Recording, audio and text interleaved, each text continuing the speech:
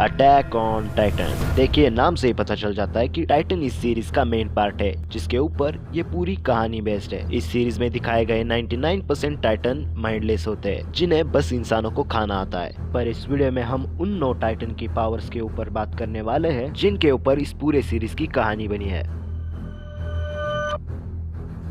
Number 9, colossal Titan. Colossal Titan इस series का पहला दिखाए जाने वाला टाइटन है जिसने एक ही झटके में वॉलमारिया को डिस्ट्रॉय कर दिया था और लोगों के मन में डर फैलाया था। 60 मीटर लंबा ये टाइटन स्ट्रेंथ में किसी भी दूसरे टाइटन के मुकाबले काफी ज्यादा है। अब क्योंकि इसकी साइज इतनी बड़ी है इसलिए ये ज्यादा फुर्तीली तरीके से हमला नहीं कर सकता। स्लो होने के कारण कोलोसल टाइटन क्लोज कॉम्बैट्स में वीक होता है। कोई भी स्काउट ओडियम गियर की मदद से इसकी गर्दन पर आसानी से हमला कर सकता है, लेकिन इससे बचने के लिए इसके पास एक बेहतरीन ताकत है। वो अपने बॉडी से काफी गर्म हीट छोड़ सकता है। यह हीट इतनी ज्यादा गर्म होती है कि कोई भी इंसान आसानी से जल सकता है। अब इसकी मेन पावर यह है कि ये ट्रांसफॉर्मेशन के समय बहुत ही बड़ा एक्सप्लोजन करता है और अपने आसपास के एरिया को पूरी तरीके से डिस्ट्रॉय कर देता है। अगर वो चाहे तो अपने इस एक्सप्लोजन को कंट्रोल भी कर सकता है ताकि बीच में उसके साथी भी ना मारे जा सके। Number 8, armour Titan. जैसे कि इसके नाम से पता चल जाता है कि इस टाइटन की एबिलिटी क्या होने वाली है। आर्मर टाइटन की पूरी बॉडी एक बहुत ही थिक आर्मर से कवर्ड होती है। वो इतनी ज्यादा ठोस होती है कि स्काउट जिनका मेन हथियार तलवार होता है वो चाहकर भी उसे चोट नहीं पहुंचा सकता। इसके साथ ही ये काफी फुर्तीला भी होता है। पर जैसा कि हमने देखा था स्काउट ने इसे मारने के लिए थंडर स्पेयर का इन्वेंशन किया था। Number 7, female Titan.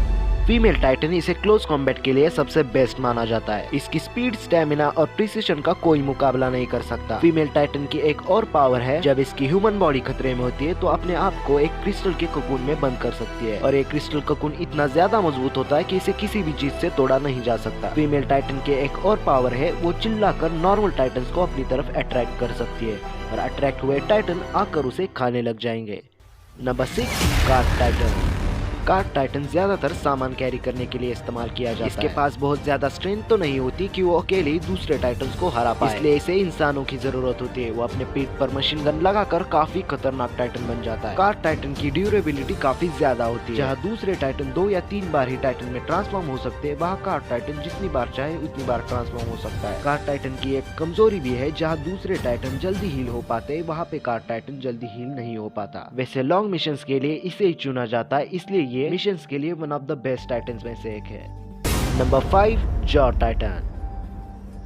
Jaws titan के जॉस और हैंड्स इतने ज्यादा ताकतवर होते हैं कि इससे किसी भी चीज को तोड़ा जा सकता है। बाकी टाइटन्स के मुकाबले जॉस टाइटन की फुर्ती काफी ज्यादा होती है, पर ये दूसरे टाइटन जितना बड़ा और स्ट्रॉन्ग नहीं होता। इसकी वजह से बड़े टाइटन्स को हरा पाना इसकी बस की बात नहीं है, पर अपने काफी मजबूत जबड़े और हाथों की मदद से उन्हें बहुत नुकसान पहुँचा सकता है। वैसे लास्ट सीजन में हमें जॉ टाइटन के पास उड़ने की एबिलिटी देखने मिलती है।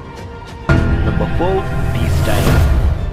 बीस्ट टाइटन एनिमे में दिखाए गए यूनिक टाइटन्स में से एक है, जो कि इसको यूनिक इसकी बेहतरीन पावर बनाती है। कार्ड टाइटन को छोड़कर एनिमे में दिखाए गए सभी टाइटन शिफ्टर टाइटन में ट्रांसफॉर्म होने के बाद बोल नहीं सकते, लेकिन बीस्ट टाइटन ट्रांसफॉर्म होने के बाद भी इंसानों की तरह आसानी से बात कर सकता है और इसकी बॉडी किसी बड़े से बंदर की तरह होती है। बीस्ट टाइटन किसी भी बड़े से पत्थर को आसानी से क्रश करके दूर से ही हमला कर सकता है, बट इसकी ये पावर्स इतनी भी ज्यादा कुछ खास नहीं है जो कि इसे यूनिक बना सके।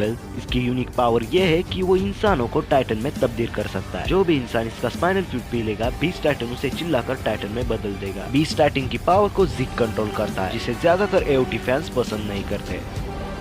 Number 3, Warhammer Titan.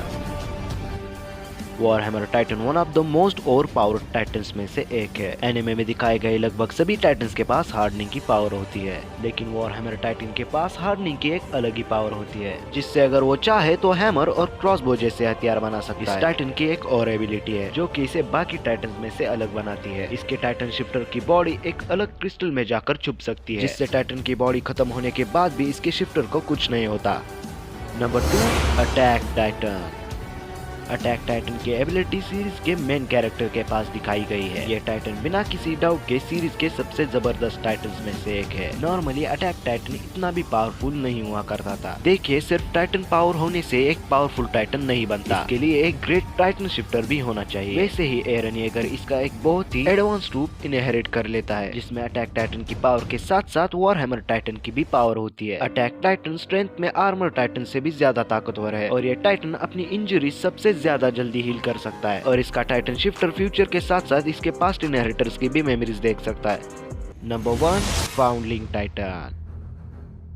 इस टाइटन के पास इतनी ज्यादा अनबिलीवेबल पावर्स है कि आप सोच नहीं सकते। ये अपनी शक्तियों से किसी भी एलियन को किसी भी टाइटन में कन्वर्ट कर सकता है, और बस इतना ही नहीं, वो हर एक टाइटन को अपने मन मुताबिक कंट्रोल कर सकता है। फाउंडलिंग टाइटन दुनिया की किसी भी एलियन की मेमोरीज को मैनिपुलेट कर सकता है। एनिमे की शुरुआत में हमें दिखाया गया था कि सभी इंसानों को लगता है बाहर की दुनिया खत्म हो चुकी है और बस दीवारों के अंदर के ही लोग बचे हुए हैं, पर असलियत में ऐसा नहीं हुआ था, बल्कि फाउंडलिंग टाइटन की पावर की मदद से उनकी मेमोरीज को मैनिपुलेट कर दिया था, और ये बात उन्हें मानने के लिए मजबूर कर दिया गया था कि दुनिया में बस वो ही इंसान है जो टाइटन से बच गए हैं। और इन सभी के साथ साथ इसके पास टेलीपैथी की भी पावर है। लास्ट सीजन में हमें रमलिंग देखने को मिली जो एरन ने फाउंडलिंग टाइटन की पावर से शुरू कर दी थी, और पास्ट में जितने भी टाइटन्स हुए थे उन सभी को जिंदा कर सकता है। ये टाइटन एओटी वर्ल्ड के हर इम्पॉसिबल चीज को पॉसिबल कर सकता है।